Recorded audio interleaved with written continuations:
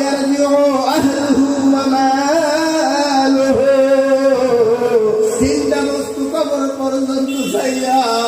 বাবার মাইয়াতের সাথে যাবে,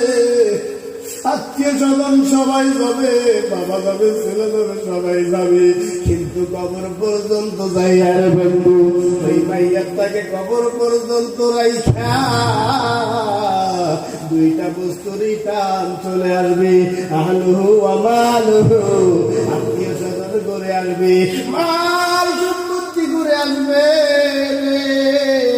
সন্তান দুনিয়ার মধ্যে আইসা বাবাকে মাইয়াত কবরের মধ্যে রাখতে না রাখতে সম্পত্তির জন্য ঝগড়া বজাদ আরম্ভ করে দিবে, মাটির জমির জন্য বজাদ আরম্ভ করে দিবে।